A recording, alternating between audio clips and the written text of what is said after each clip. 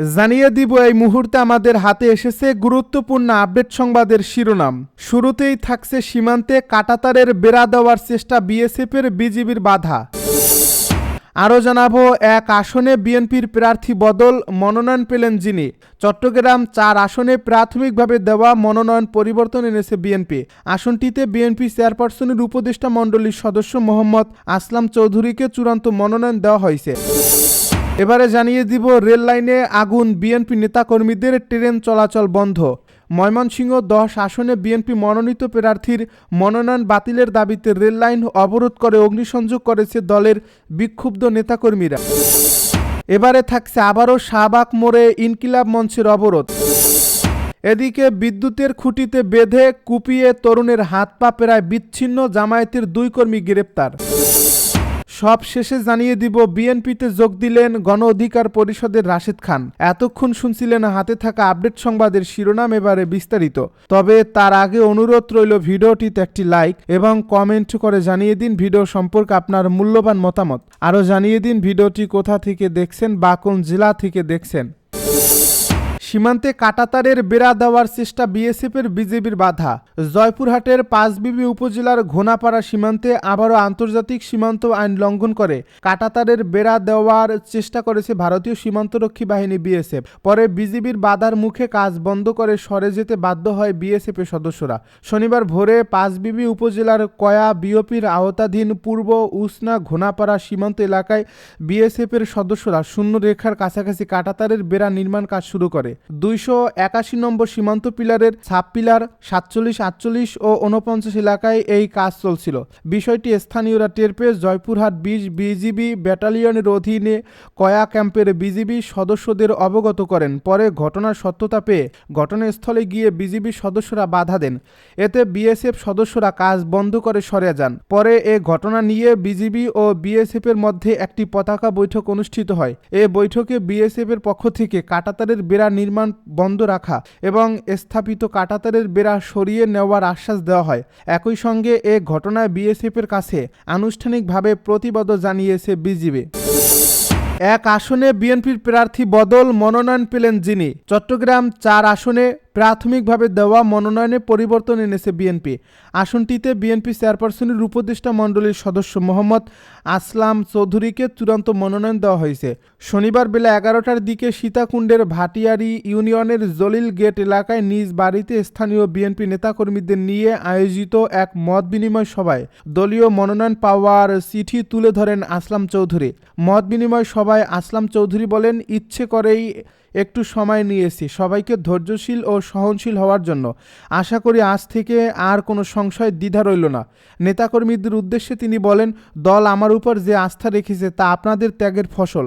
আপনারা চেয়েছেন বলেই প্রাথমিকভাবে ঘোষণা প্রার্থী পরিবর্তন করে আমাকে চূড়ান্ত করেছে। আপনাদের এই আস্থা বিশ্বাসের মর্যাদা রাখার সর্বোচ্চ চেষ্টা করব। রেল লাইনে আগুন, বিএনপি নেতাকর্মীদের ট্রেন চলাচল বন্ধ। ময়মনসিংহ 10 আসনে বিএনপি মনোনীত প্রার্থীর মনোনয়ন বাতিলের দাবিতে রেল লাইন অবরোধ করে অগ্নিসংযোগ করেছে দলের বিক্ষুব্ধ নেতাকর্মীরা। এতে বন্ধ হয়ে যায় Dhaka Mymensingh rail line train চলাচল। শনিবার বিকেল 4টার দিকে গফরগাঁওয়ের শিবগঞ্জ রোড রেল ক্রসিং এলাকায় এই ঘটনা ঘটে। পুলিশ ও স্থানীয় সূত্রে জানা যায়, গফরগাঁও আসনে বিএনপি মনোনীত প্রার্থী মোহাম্মদ আখতারুজ্জামানের মনোনয়ন বাতিলের দাবিতে বিএনপির একাংশের নেতাকর্মীরা উপজেলার শিবগঞ্জ রোড রেল ক্রসিং এলাকায় রেল লাইন অবরোধ করে বিক্ষোভ করে। এতে ঢাকা ময়মনসিংহের ট্রেন চলাচল বন্ধ হয়ে যায়। এ বিষয়ে ময়মনসিংহ রেলওয়ে থানার ভারপ্রাপ্ত কর্মকর্তা মোহাম্মদ আক্তার হোসেন বলেন, রেল লাইনের আগুন দেওয়ায় ঢাকা ময়মনসিংহ রেলপথে ট্রেন চলাচল বন্ধ রয়েছে। এই রুটে ট্রেন চলাচল স্বাভাবিক করতে চেষ্টা চলছে। আবারও শাহবাগ মোড়ে ইনকিলাব মঞ্চের অবরোধ। আবারও শাহবাগ মোড় অবরোধ করে অবস্থান নিয়েছে ইনকিলাব মঞ্চ। শরীফ ওসমান হাদির কবর জিয়ারত করে বিএনপির ভারপ্রাপ্ত চেয়ারম্যান তারেক রহমান চলে যাওয়ার পর ইনকিলাব মঞ্চের নেতাকর্মীরা আবার শাহবাগে অবস্থান নেন। শনিবার দুপুর 12:30টার দিকে আজিজ সুপার মার্কেটের সামনে থেকে ইনকিলাব মঞ্চের নেতারা শাহবাগ মোড়ে আসেন। এর আগে শরীফ ওসমান হাদির খুনিরা গ্রেপ্তার না হওয়া পর্যন্ত শাহবাগে অবরোধ চালিয়ে যাওয়ার ঘোষণা দেন ইনকিলাব মঞ্চ। শুক্রবার বাদ জুমা তারা শাহবাগে অবস্থান নেন। সারা রাত তারা শাহবাগে অবস্থান করেন। ওসমান হাদির কবর জিয়ারত করতে তারেক রহমানের আসা উপলক্ষে সকাল 8:30টার দিকে শাহবাগ মঞ্চ থেকে অবরোধ সরিয়ে আজিজ সুপার মার্কেটের সামনে অবস্থান নেন ইনকিলাব মঞ্চের নেতাকর্মীরা। তখন ইনকিলাব মঞ্চ জানিয়েছিল তারেক রহমান ইনকিলাব মঞ্চের আহ্বায়ক শরীফ ওসমান হাদির কবর জিয়ারত করে ফিরে গেলে তারা আবার শাহবাগে অবস্থান করবেন। সরেজমিনে গিয়ে দেখা যায় শাহবাগ মোড়ে শরীফ ওসমান বিন হাদির খুনিদের গ্রেপ্তারের দাবিতে বিভিন্ন স্লোগান দিচ্ছেন ইনকিলাব মঞ্চের নেতারা। খুঁটিতে বেঁধে কুপিয়ে তরুণের হাত পা প্রায় বিচ্ছিন্ন, জামায়াতের 2 কর্মী গ্রেপ্তার। চাঁপাইনবাবগঞ্জের শিবগঞ্জ উপজেলার আবু সুফিয়ান নামের এক তরুণকে বিদ্যুতের খুঁটিতে বেঁধে কুপিয়ে গুরুতর জখম করা হয়েছে। এতে ওই তরুণের 2 হাত ও 1 পা প্রায় বিচ্ছিন্ন হয়ে গেছে বলে জানিয়েছেন চিকিৎসকেরা। গুরুতর আহত অবস্থায় সুফিয়ানকে প্রথমে রাজশাহী মেডিকেল কলেজ হাসপাতাল এবং পরে রাজধানীর জাতীয় অর্থোপেডিক হাসপাতাল ও পুনর্বাসন প্রতিষ্ঠানে ভর্তি করা হয়েছে। গত বুধবার শিবগঞ্জের উমরপুর ঘাট এলাকায় এই ঘটনা ঘটে। আহত আবু সুফিয়ান একই উপজেলার বাজিতপুর গ্রামের রবিউল ইসলামের ছেলে। আহত সুফিয়ানের মায়ের অভিযোগ, এক স্বজন কিশোরীকে উত্ত্যক্তের প্রতিবাদের জেরে সুফিয়ানকে মারধর ও কুপিয়ে জখম করেন জামায়াতে ইসলামী ও ছাত্র শিবিরের স্থানীয় কর্মীরা। এ ঘটনায় গত বৃহস্পতিবার রাতে সুফিয়ানের বাবা রবিউল ইসলাম বাদী হয়ে 3 জনের নাম উল্লেখ করে এবং অজ্ঞাতনামা 12 থেকে 15 জনকে আসামি করে শিবগঞ্জ থানায় একটি মামলা করেছেন। পরে অভিযান চালিয়ে 2 জনকে গ্রেপ্তার করে কারাগারে পাঠিয়েছে পুলিশ। বিএনপিতে যোগ দিলেন গণ অধিকার পরিষদের রাশেদ খান। বিএনপিতে যোগ দিয়েছেন গণ অধিকার পরিষদের সাধারণ সম্পাদক মোহাম্মদ রাশেদ খান।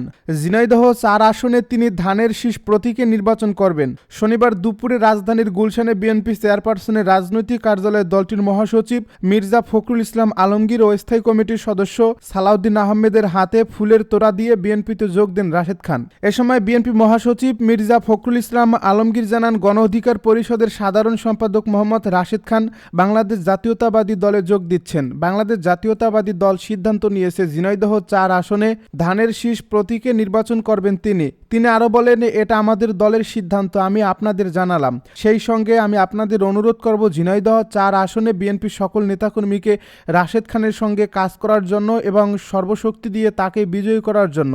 এর আগে গণ অধিকার পরিষদের সভাপতি নুরুল হক নূরের কাছে পদত্যাগপত্র জমা দেন রাশেদ খান।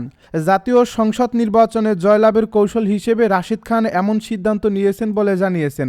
বিপি নূরের কাছে লেখা পদত্যাগপত্রে রাশেদ খান লেখেন, আমার সালাম ও শুভেচ্ছা গ্রহণ করুন। আপনার সাথে রাজপথের সহযোদ্ধা হিসেবে 2018 সালের কোটা সংস্কার আন্দোলন থেকে দীর্ঘ সময় আন্দোলন সংগ্রাম ও রাজনীতি করেছি।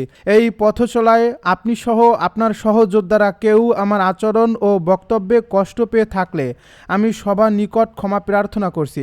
দলের সাধারণ সম্পাদকের পদ থেকে পদত্যাগ করার বিষয়ে আপনার সম্মতি পাওয়ায় আমি আপনাকে ধন্যবাদ জানাচ্ছি।